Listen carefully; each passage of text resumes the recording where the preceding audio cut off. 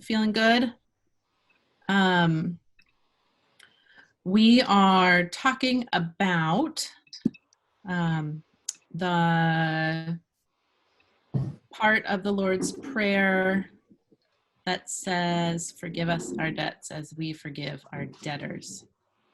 And so I'm going to start with a prayer. I'm going to share my screen for this prayer by Jan Richardson. She is one of my favorite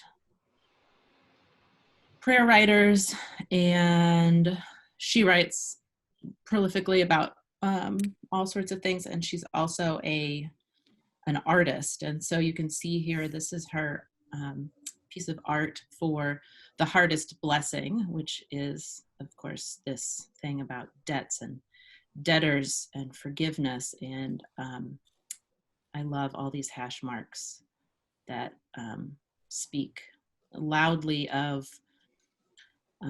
somebody's debts being counted, but of course, we move into that hardest blessing of forgiving one another's debts, and that's what we're going to talk about today. So here is her blessing. She says, "If we cannot lay aside the wound, then let us say it will not always bind us. Let us say the damage will not eternally determine our path. Let us say the line of our life will not forever follow the tearing, the rending we have borne.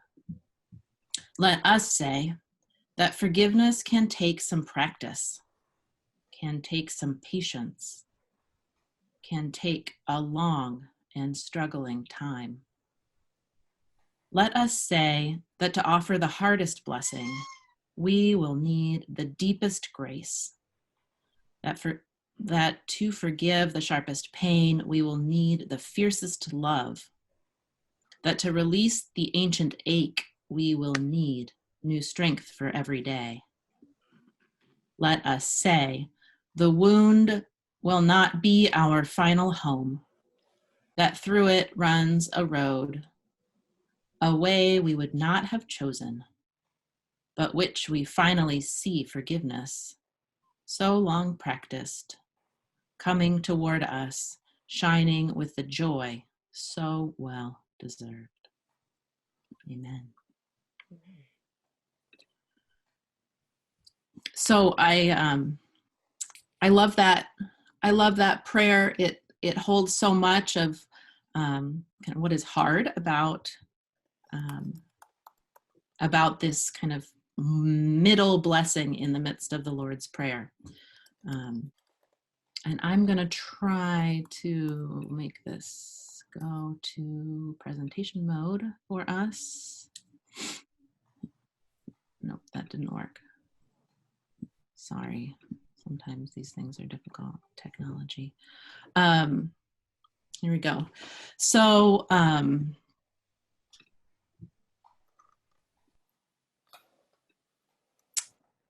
the Lord's Prayer.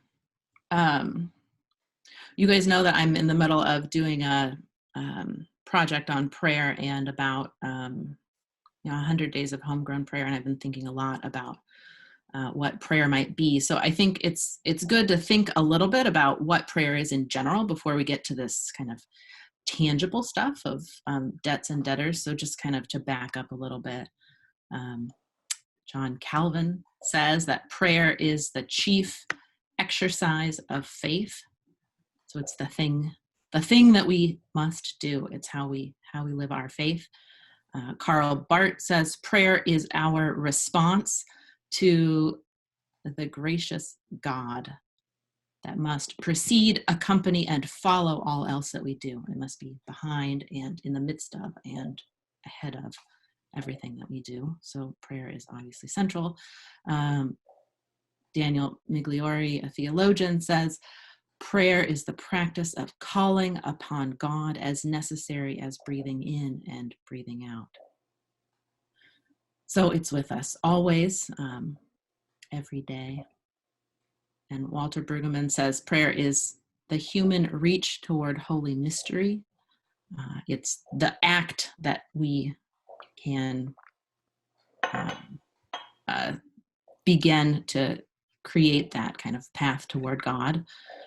Carol Zielinski says, she writes about kind of the history of prayer. She says, prayer is like courtship, a series of improbable and ungainly gestures learned by imitation that make it possible to fall in love. So when we pray the Lord's Prayer, we fall in love with our God, which will be interesting as we look at debts and debtors, how we fall in love with the God who asks us to forgive the debts that are held against us. And prayer is not asking for what you want, but asking to be changed in ways you can't imagine. So I think there's something powerful about that as we think about debt and debtors. Why the Lord's Prayer? I know most of you've been on these calls all along, and so we're pretty deep into this, but it's good to think about that again as we begin with debts and debtors. Lord, teach us to pray. The Lord's Prayer exists because the people who were following Jesus wanted some guidance. They wanted to know, how do we do this? And so Jesus leaves us this prayer. And what is the Lord's Prayer? It's a we prayer, not an I prayer. It's not about necessarily the personal one-on-one thing, but everything has that our language, right? So even the stuff about debt has it's about our debts, our collective prayer to God. And it's God-centered, right? It first has to do with God. And I think this is, I brought this up last week. John Dominic Crossan says that the Lord's Prayer is a radical manifesto and a hymn of hope for all humanity. And I feel like the stuff about debt is pretty radical stuff. It's big, life-changing kinds of, it's a big ask for us. So I think there is something radical about it, but it also looks hopeful, I think, for all humanity. So let's dig in. First, what do you think of this? Note the and forgive us our debts as we forgive our debtors. We are bookended by and. So as we approach forgiveness of debts and as we move on to what's next in the Lord's Prayer, we are bookended by and. These the forgiveness of debts is bound up first in bread. We cannot pray for bread without attentiveness to our debts. And then additionally, we cannot pray for our debts without attentiveness to temptation, to the things that tempt us to go into debt in the first place. So we'll come back to that after we kind of dig into what debt might be. And I kind of, in all honesty, I'm going to a little bit bypass this this stuff about trespasses and trespassers and sin against, and like just really dig into this stuff about debt and debtors today. We could take a completely different turn to look at, why there are these differences in the Lord's Prayer and why we all get hung up when we're praying this together, and think through some of these different things. But I'm gonna just focus us today on the context of debt. What did debt mean in the ancient Near East? And then what did it mean for Jesus and his people ultimately?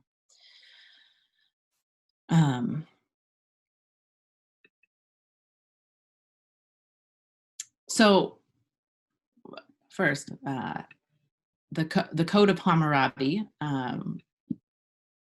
has some stuff to say about debt. It's 1760 BCE. It's very old, and it lives in the Louvre. If you've been to the Louvre, maybe you're longing to go back. Maybe you are sitting in your home in July instead of being on vacation in Paris. Maybe you've seen the Hammurabi Code before. Would someone read this? What the Hammurabi Code says? I'll read it. Thank you. If anyone fail to meet a claim for debt and sell himself, his wife, his son, and daughter for money, or give them away to forced labor, they shall work for 3 years in the house of the man who bought them, or the proprietor, and in the 4th year they shall be set free. So in the ancient Near East, one of the ways to settle up on your debt is to be forced into labor. And the Hammurabi Code gives us this kind of first glance at what would happen in the ancient Near East, that you would be set free after 3 years of labor. That was considered a way to get rid of your debt. So the Hammurabi Code points to this kind of personal one-on-one relationship to debt that can lead to slavery, but it's not a lifelong kind of slavery. And the Hammurabi Code limits debt slavery to 3 years. All right, and then the Rosetta Stone. If you've been to the British Museum, you'll remember seeing the Rosetta Stone there. The Rosetta Stone is, of course, the thing that unlocked our translation of a lot of texts, and but the Rosetta Stone itself has something to say about debt and what that looks like. So would someone else read this piece from the Rosetta Stone? I can read. Whereas King Ptolemy, the ever-living, the beloved of Ptah, the King Epiphanes Eucharistos, being of a god, sprung from a god and goddess like Horus, the son of Isis and Osiris, has wholly remitted some of the revenues and taxes levied in Egypt, and has lightened others in order that the people and all others might be in prosperity during his reign. And whereas he has remitted the debts to the crown, being many in number, which in Egypt and the rest of the kingdom owed. So here we have this kind of bigger picture debt forgiveness. Systemic nationwide debt held by whole kingdoms is forgiven by King Ptolemy, the ever-living, with many, many other names after that. Beloved, a god, sprung from a god. And you can see why he gets all these titles. He did this systemic nationwide debt forgiveness held by whole kingdoms. He forgave for a reason, that the people might be in prosperity. So these ancient Near Eastern texts, granted they're 1,000 years apart, 1,500 years apart, but they are these two kind of places where we see outside of the biblical text what debt forgiveness looks like. This kind of personal one-to-one thing about debt slavery, and then additionally this context where a king has the capacity to forgive these huge debts for the sake of the people. And so when Jesus is asking us to pray, forgive us our debts as we forgive our debtors, he's calling to mind this millennia-long history of debt. And of course, every time that we think about debt or slavery in the biblical text, we are, as Christians and as people of the Bible, specifically remembering our story of Egypt, right? That so Jesus is kind of asking his disciples to pray this prayer about debt forgiveness in the context of this bigger picture in the ancient Near East, but for us, it's specifically about these the context of slavery in Egypt. So another text here. Will someone else read this one? I can read, Katie.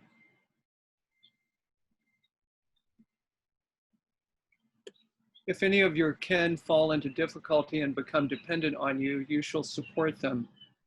They shall live with you as though resident aliens. Do not take interest in advance or otherwise make a profit from them, but fear your God. Let them live with you. You shall not lend them your money at interest taken in advance or provide them food at a profit. I am the Lord your God, who brought you out of the land of Egypt to give you the land of Canaan to be your God. So here it is. These two texts are exactly married to each other. This there is this ancient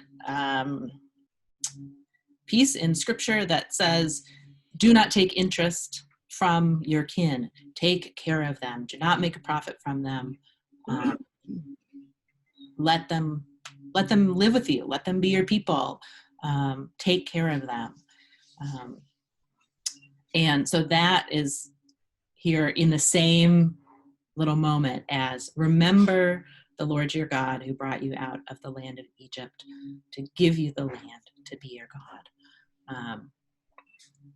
So that personal, debt slavery that you hear in the Hammurabi Code here is being said, do not do that to your kin. Do not do that to your people. Do not put them into debt slavery. Because I, your God, have done this thing of taking you out of slavery. And you know what it's been like, what it was like to be a slave. And here's another one about,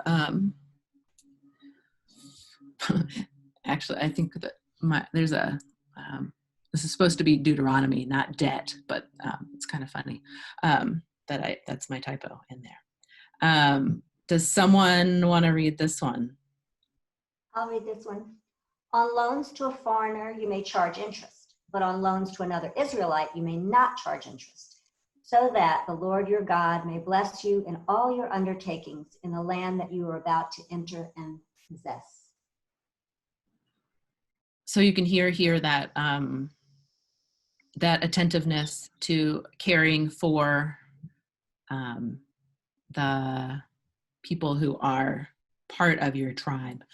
So it goes from that kin, right? Maybe your family, but then also this larger people group, that this sense of caring for and not charging interest to and not making money off of people who are indebted to you goes toward more than just your family, right? It's not just when your uncle or your brother or your great nephew is in trouble, but it's our whole. Can I ask you a question? Sure.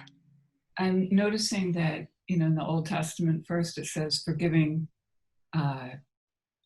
debts to, your family, and then to Israelites. And then in the Lord's Prayer, it doesn't give any sort of limits.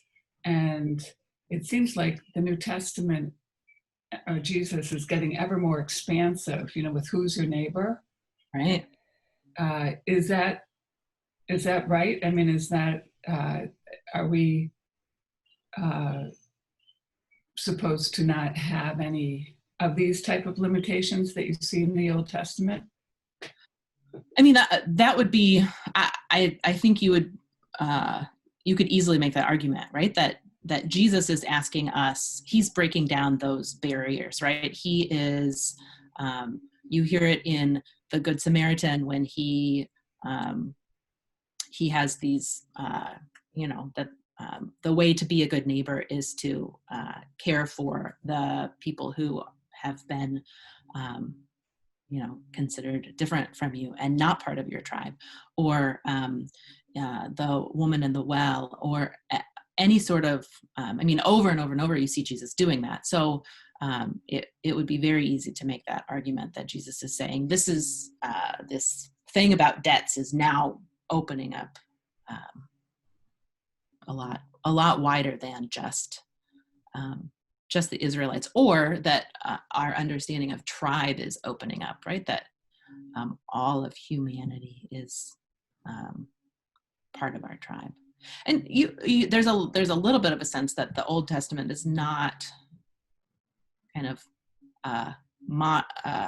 monotone about tribalism, right? If you read the book of Ruth, for example, you see this kind of dance of Ruth the Moabite becoming the grandmother of King David. And so you see this kind of opening up of what it means to be part of that lineage, part of that community. So the Bible has, in Old Testament and New Testament, ways where there's maybe a focus on tribalism or an opening up. So it's not just, I don't think, one way. I don't know, Bill and Joe, would you say anything more about that?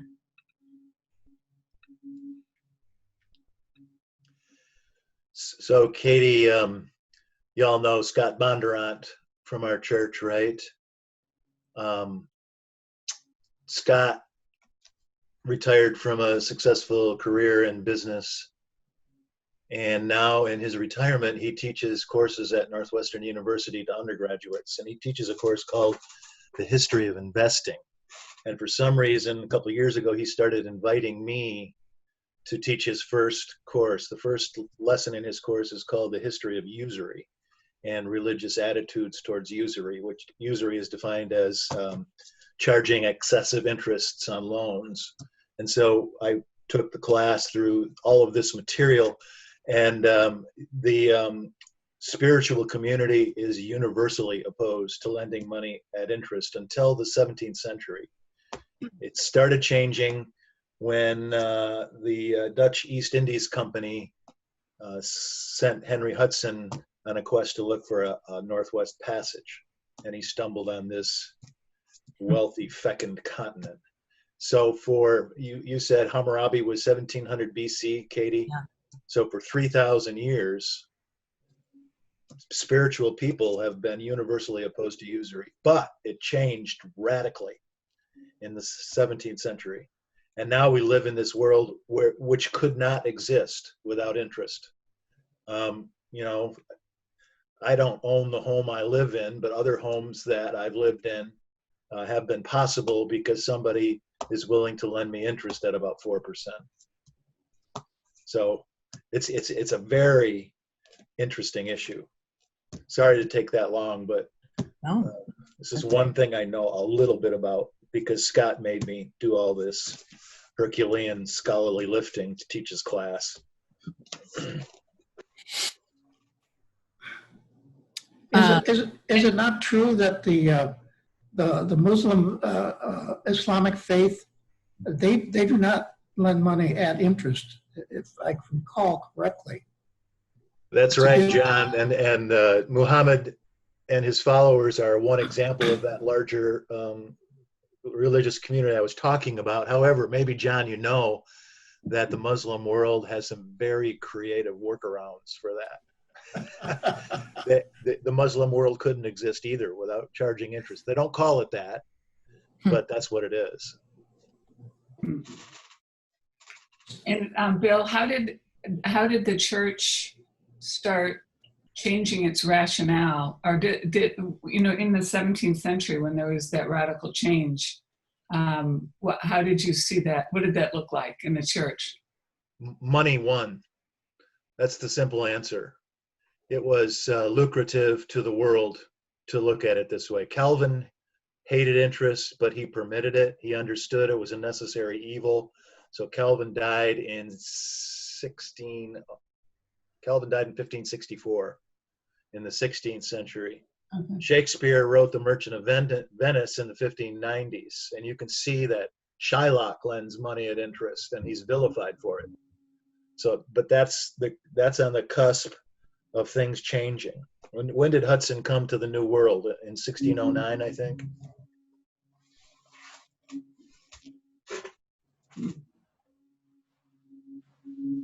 Well, and you can see how, you know, Bill, if money wins out, then that attentiveness to the and that comes after this, you know, this debt passage is, and lead us not into temptation, right? And so the part about that and really is, it has to do a lot with the stuff that comes before, with this debt, because when we let debt win, then we let temptation win too. So this is very, very similar to what we've been seeing. If a member of your community, whether a Hebrew man or a Hebrew woman, is sold to you and works for you for 6 years, in the 7th year you shall set that person free. And when you send a male slave out from you, a free person, you shall not send him out empty-handed. Provide liberally from your flock, your threshing floor, and your winepress, thus giving him some of the bounty with which the Lord your God has blessed you. Remember that you were a slave in the land of Egypt, and the Lord your God redeemed you. For this reason, I lay this command on you today. So in this particular one, two or three things to notice. One, you see this this phrase again, remember that you were a slave in the land of Egypt. Don't forget that you have in your blood this identity, this experience, right? Whether you experienced it or not yourself, that you, the Israelites, you, the people reading this, have in your blood and bones this ancient experience of having been slaves in the land of Egypt. So don't forget that when you're dealing with those who owe you money. Also, if you remember back to the Hammurabi Code, he said 3 years was enough. And here in our sacred text, 6 years is required. So, you know, I think we often want to see ourselves as having the moral high ground and having our biblical text as holding the moral high ground. But in this case, 6 years is okay. There's a little bit of a claim that this is to mirror the story of creation, right? 6 years or 6 days of work and the 7th day of rest. So 6 years of work and the 7th year of freedom. But it's interesting, right? Katie? And then sorry, was somebody? Yeah, it's Diane Hart. Mm-hmm. And maybe you're going to address this and I'll be quiet, but if you're not, I just was really taken by the line that says, and you shall not send him out empty-handed. It immediately brings two different world situations to mind. You know, obviously slavery in the United States and how difficult it was for the slaves that were freed and sent out empty-handed. And I think about a book I just read about this woman that came to speak at Kenilworth Union Church about being held in Auschwitz, and a book that was written about how difficult it was for them. And she focused on after they were set free from Auschwitz and they were left empty-handed and literally were in worse conditions trying to find food and clothing and shelter as they wandered throughout after being set free. And so that line just really jumped out at me. Yeah, it's so specific too, right? Give them flocks, which gives you a livelihood, right? We know how central that shepherd metaphor is in scripture, and it's because that is so central to the economy, right? Give them things from your threshing floor, which is, of course, food, and from your wine press,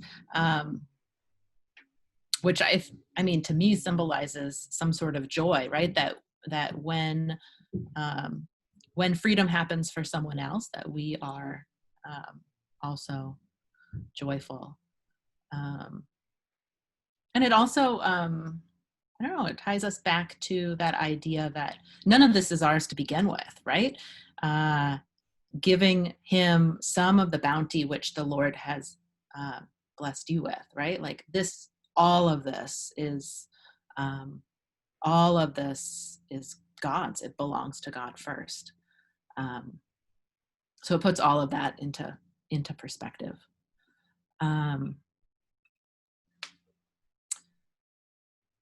And then also, I'll go back to the slide here so you can see it, but that phrase, "you shall let the person free," mirrors exactly that phrasing, "you shall let that person go." It's a little bit, you hear Moses and Pharaoh, "let my people go."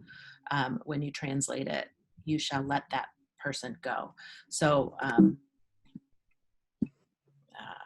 sorry, go backwards. There we go. It's right there in the middle.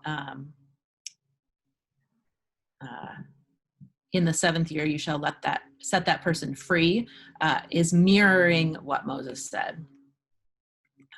You shall let that person go. Let my people go. We can all hear that. That claim that Moses is speaking to Pharaoh, and of course Pharaoh's heart is hardened, and takes a minute. Let my people go.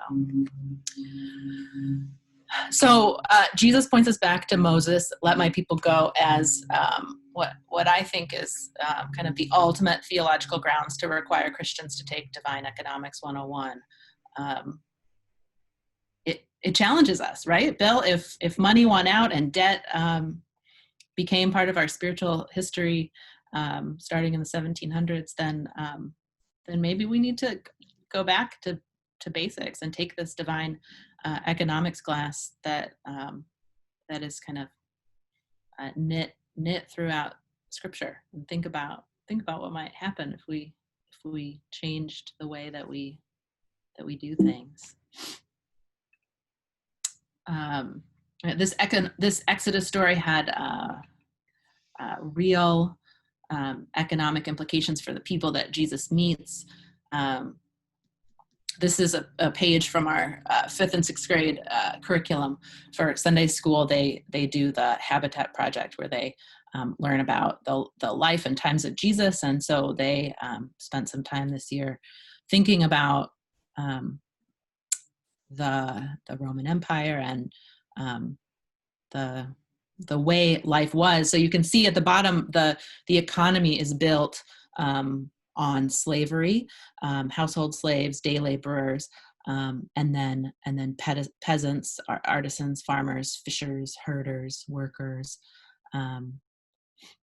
And then you have the elite, some of whom you hear about in Jesus's life and ministry, right? Tax collectors, we've heard those people talked about, landowners, priests, soldiers, and then you've got the rulers, and so King Herod Antipas, Herod Philip, Pilate, those kind of guys, and of course the Roman emperor. So Jesus is working with this peasant class, and he's got a lot of parables about day laborers. So you can see how Jesus's focus on debt, and which echoes debt slavery, will have real life implications for a large portion of the population. So, Katie, when I see that pyramid, I wonder if it'd be an appropriate next page to show how the gospel flips that pyramid upside down. Mm-hmm. Right. The last will be first and the first will be last, right? Because I think when Jesus sees a pyramid, it's upside down. Yep. Just right. a thought. Yeah. And you hear that throughout his. This is how we see the world. Mm-hmm. Right. And Jesus is asking us to do something different, to flip it upside down. Yeah.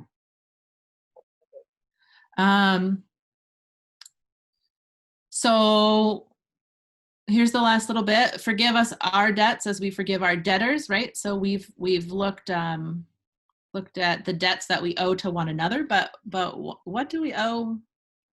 What do we owe to God?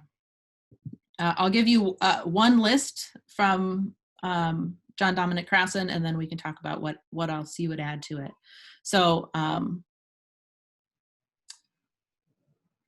here's what we might owe to God: to run God's world responsibly, to conserve and make holy the earth, our home, to care for creation adequately, to work to establish thy kingdom on earth as it is in heaven, and to ensure that there's enough food and not too much debt. So what would you add to what we owe God when it comes to debt? I would add that it's the central point of the Lord's Prayer, which is, it's my will that your will be done. So you're consciously seeking to do God's will, which will eventuate in these what I call social activities. You know, if you truly incorporate that into your spirit life. That our actions with one another become what we owe to God. That the way that we treat one another is a way of treating God with right. I just was in a workshop on God the Supreme. It's a concept of God of supremacy, which is the unfinished God, and therefore we, his children, by our good acts, are contributing to this unfinished part of God. And so good acts do count. It's not enough just to be, you have to do something. our actions are part of what we owe God. What would you ask, Joan? I see you got something. I feel like I need to say what's not been said. I think I would want to add that we need to right the wrongs of our ancestors, because that Roman pyramid is the story of the United States, and which preceded the United States, of course, but we're responsible what has happened here. And this whole thing about freeing slaves and giving them enough sustenance and sharing God's bounty so that they can be free was a huge sin that we didn't do. And I think, and so I would like to add that we assume responsibility for the actions of our ancestors and correct them. That that we not only look back to Egypt as part of our legacy, that we were in the ancient past enslaved and therefore must remember what that's like and not participate in debt slavery today, but that our the more microcosm history of the United States and that 400 years of slavery is also part of our call. Yeah. What else?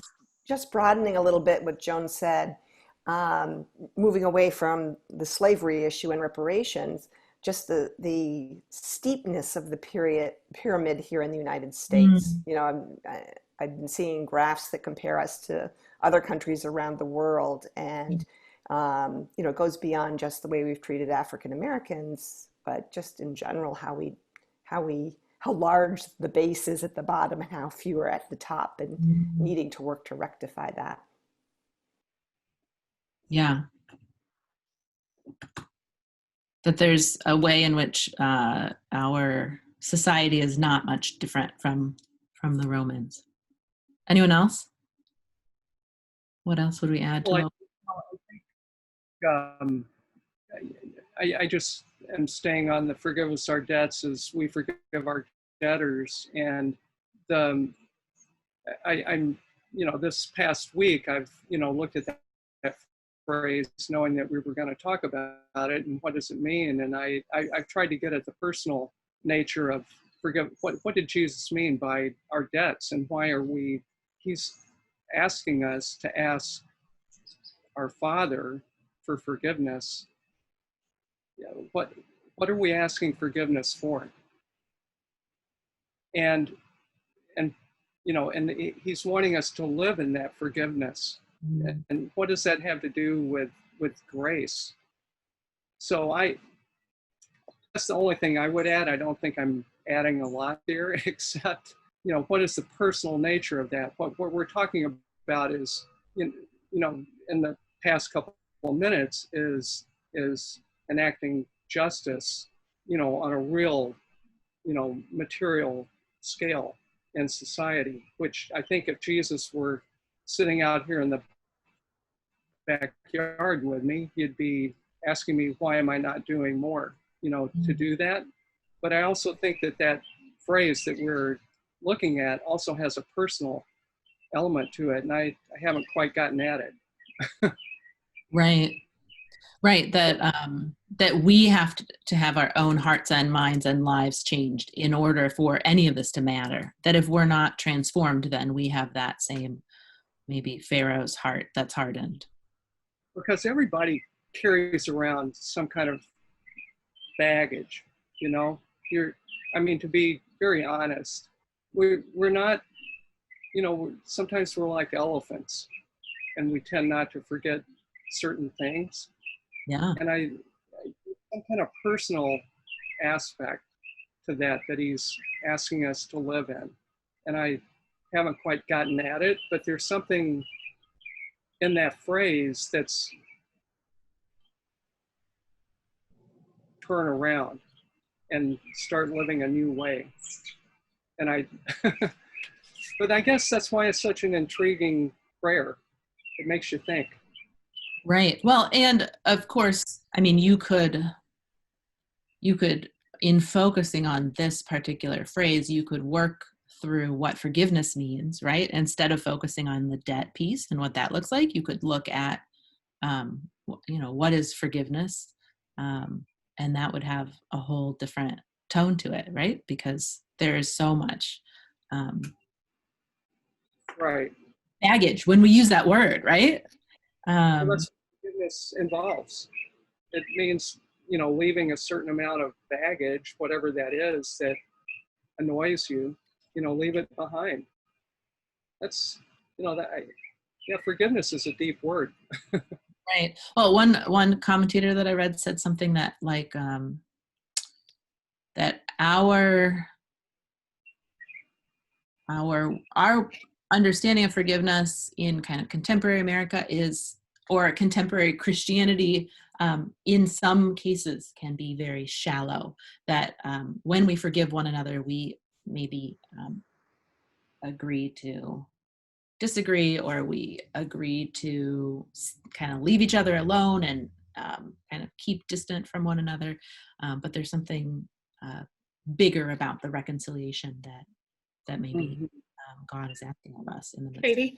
Katie, I know you said you didn't want to get into this, but I think that, you know, we've been focusing on debt and now we're talking about forgiveness. But I think that what helps me is the different words that have been used. I grew up saying debts too. And, now at KUC we use trespasses, and I've heard sins used elsewhere.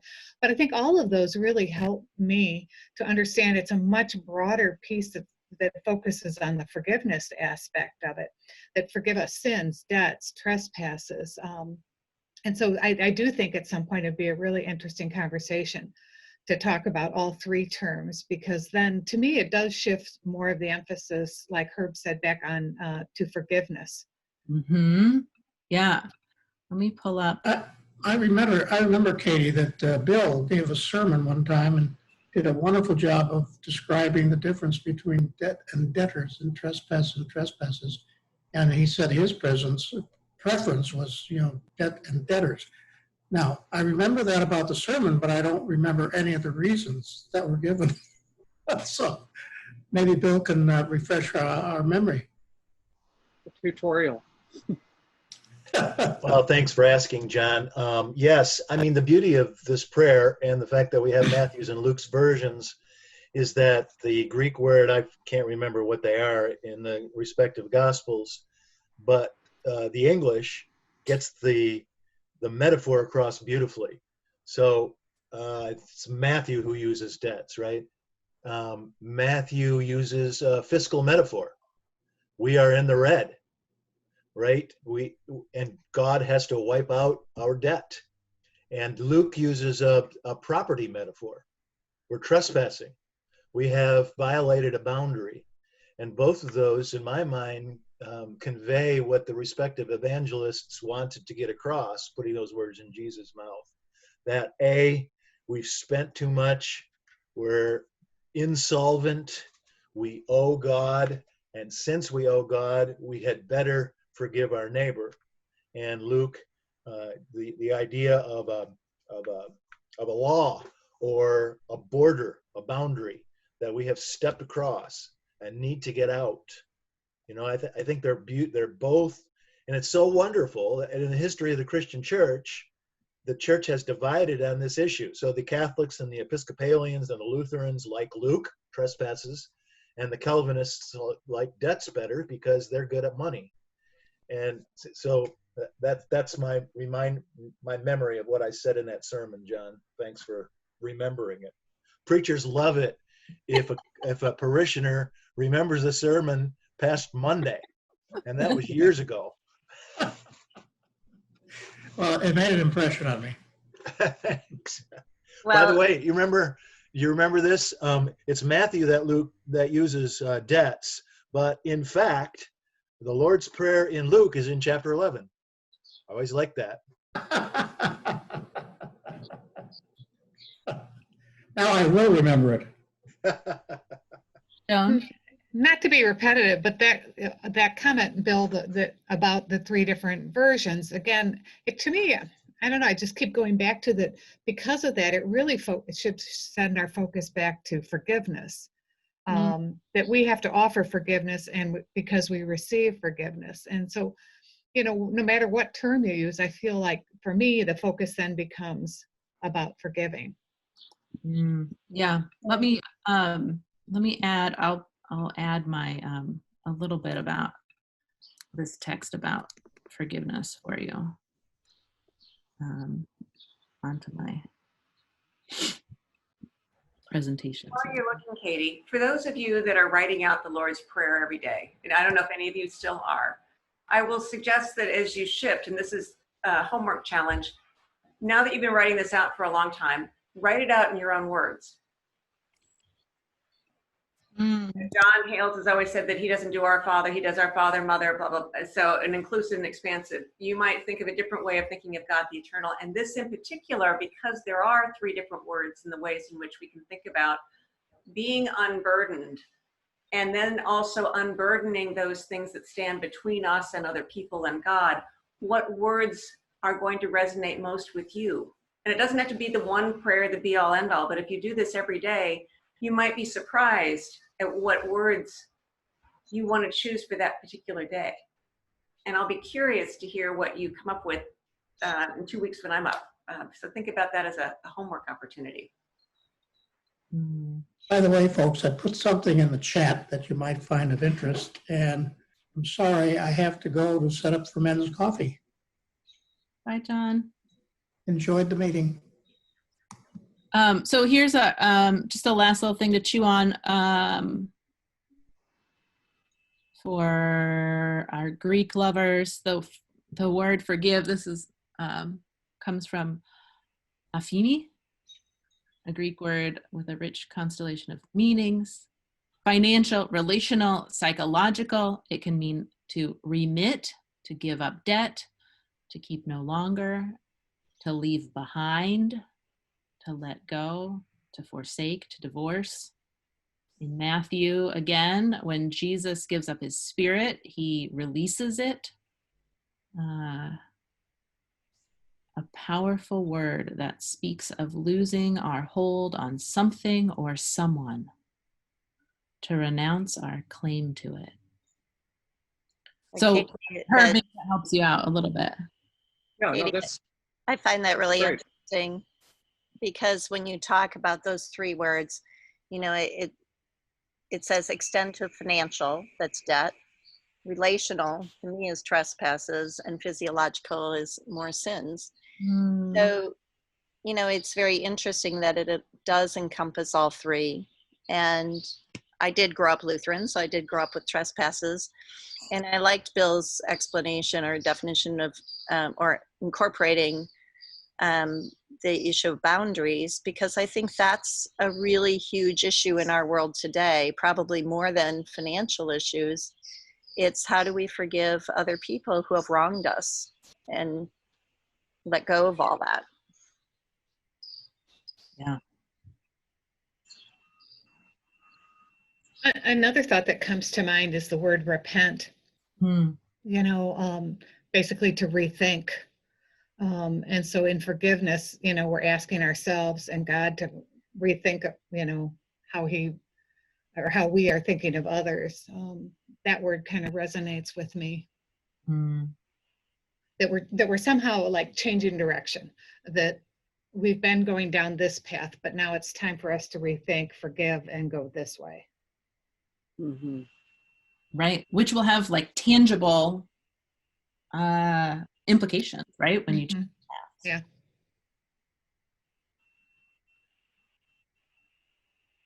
Herb, did you have something? No, I'm just listening to Diane. Thanks for the comment, Diane.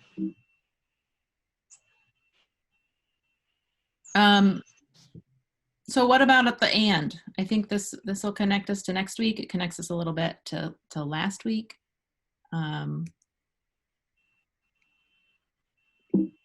Any comments on?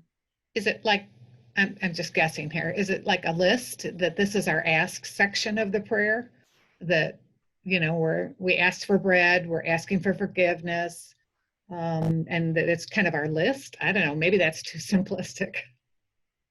I mean, I'm a little compelled by this idea that we cannot pray for our debts without adding to the list a prayer for temptation. That we can't pray for bread unless we're praying for our debts. We can't pray for our debts unless we're praying for our temptation.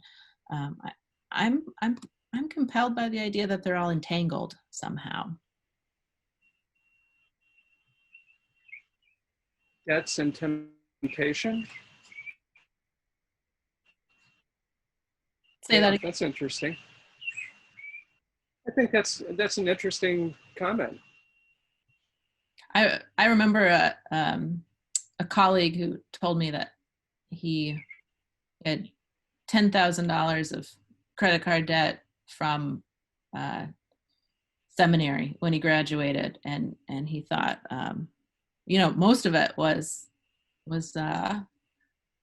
you know, shopping addiction or maybe a bar tab, and so his debt was literally bound up in temptation. His post-seminary debt. And one model we have is Jesus, you know, and, you know, early on in his ministry, his temptation, you know, who was tempted more than Jesus? Right. Yeah, that defined his ministry. It began everything, right? Yeah. So So Herb set me up beautiful. I'm teaching next week. You set me up beautifully for next week, Herb. I'm going to suggest that Jesus' addition of this petition to his prayer is very grounded in his experience early in his ministry. And if you want to do some homework, you could watch the film or read the book. Read the book or watch the film, The Last Temptation of Christ. Oh, yeah. awesome. It's a great book. It's a mediocre film, but it has a nice point to tell about what temptation is. Mm-hmm. All right. So that's all I've got. I will see you all next week. Thanks, Katie. Yeah, thank you. Bye, Good Katie. conversation. Thanks, Katie. Thanks all. Take care. Thanks, Katie.